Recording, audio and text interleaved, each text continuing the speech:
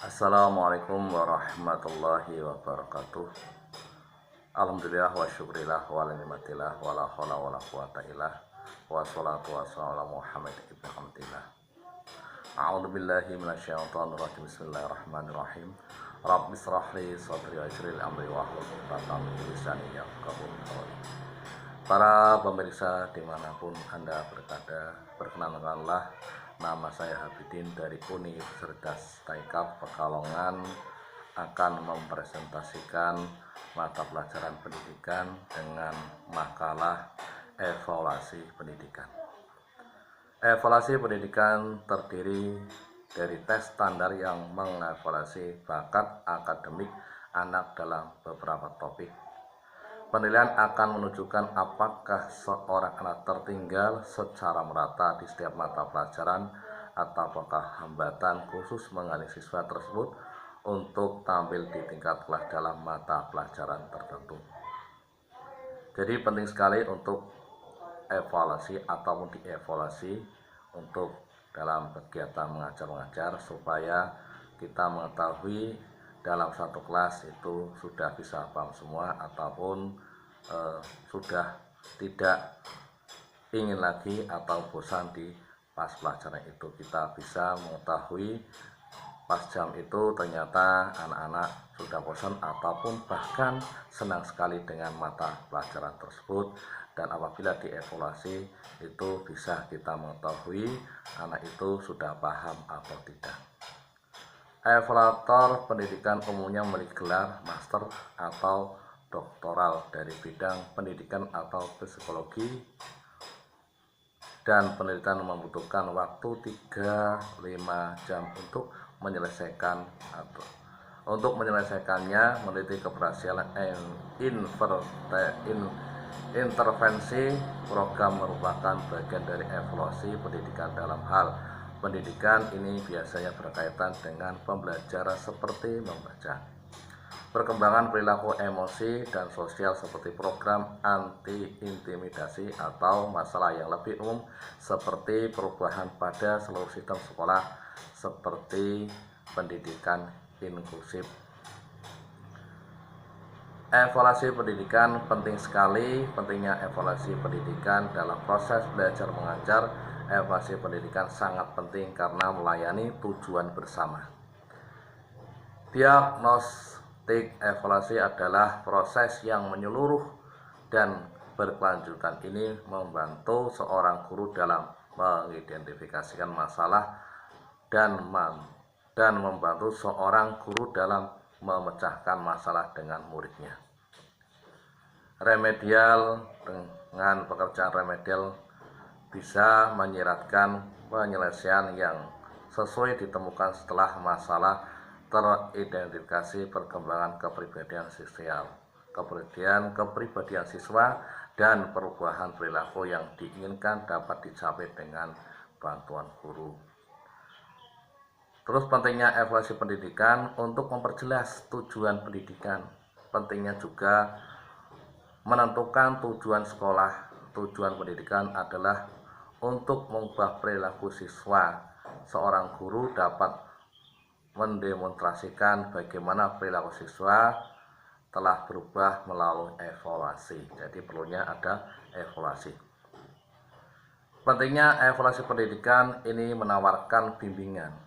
Seorang guru hanya dapat memberikan saran jika cukup mendapat informasi tentang muridnya, dan hanya setelah penelitian menyeluruh yang mempertimbangkan semua aspek bakat, minat, kecerdasan, dan lain-lain, konseling dapat diberikan. Dan pentingnya evaluasi pendidikan, bantuan klasifikasi. Evaluasi adalah cara bagaimana guru untuk mengklasifikasikan siswa mereka dan membantu mereka dalam membentuk kecerdasan, kemampuan, dan tingkat minat siswa mereka. Dan pentingnya evaluasi pendidikan bermanfaat untuk meningkatkan proses belajar mengajar. Seorang guru dapat meningkatkan kepribadian siswa dan belajar melalui evaluasi, dan dia juga dapat mengetahui keefektifan pengajaran.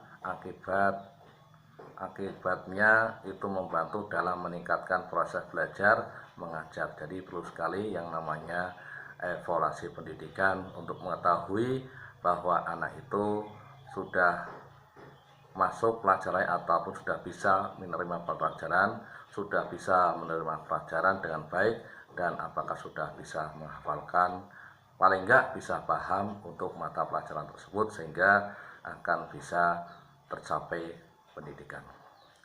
Prinsip evaluasi pendidikan. Prinsip-prinsip berikut membentuk dasar evaluasi pendidikan. Prinsip kesinambungan. Evaluasi merupakan proses yang kesinambungan.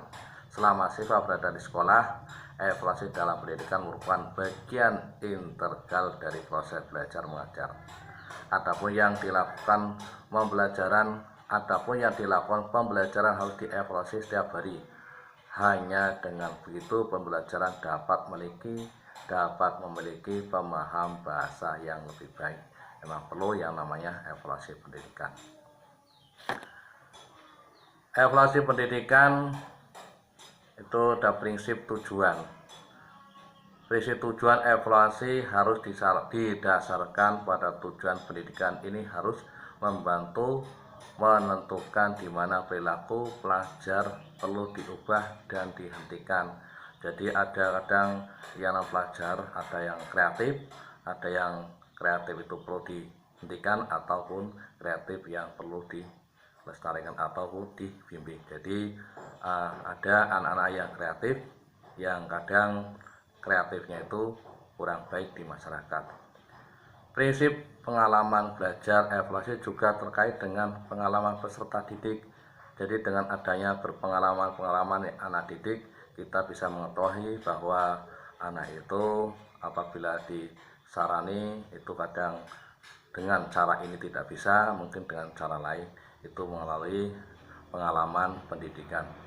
Dalam proses ini tidak hanya melihat tugas sekolah siswa, tetapi kegiatan ekstrakurikuler. Kedua jenis kegiatan tersebut dapat membantu pembelajaran mendapatkan lebih banyak pengalaman. Dengan kadang di sekolah ada yang namanya ekstrakurikuler, itu baik sekali untuk menambah pengalaman dari anak-anak siswa tersebut. Terus ada lagi prinsip kelulusan. Evaluasi harus cukup untuk mencakup semua elemen kehidupan. Ada lagi prinsip keperpustakaan pada anak sekolah. Anak merupakan pusat dari proses evaluasi. Tingkah laku anak adalah hal yang penting untuk diperhatikan saat menilai. Jadi adanya keperpustakaan itu juga diperlukan anak supaya minat baca, jadi dapat bisa membantu ataupun bisa berpengalaman pada anak itu. Perpustakaan itu juga membantu seorang guru mengetahui seberapa banyak dapat dipahami seorang anak dan betapa berharganya bahan acara itu. Terus ada lagi prinsip penerapan selama proses belajar mengajar. Seorang anak mungkin belajar banyak hal, tetapi mungkin tidak berguna dalam kehidupan sehari-hari. Nah, itu kadang ada anak yang belajarnya yang kadang kurang bermanfaat, belajar game atau itu yang kurang bermanfaat. Jika dia tidak bisa menggunakannya, maka tidak ada gunanya menemukan hal itu dapat dilihat melalui evaluasi. Jadi kadang adanya HP, kadang bisa disalahgunakan oleh siswa, sehingga kadang tidak bisa digunakan untuk belajar, malah kadang bisa digunakan untuk yang lain-lain, untuk permainan. Jadi dengan adanya HP kadang bisa memperlambat proses belajar, karena seharusnya belajar malah bermain HP. Itu aja kiranya dari kami, cukup sekian, mudah-mudahan bisa bermanfaat untuk kita semua. Kiranya cukup sekian. Wassalamualaikum warahmatullahi wabarakatuh.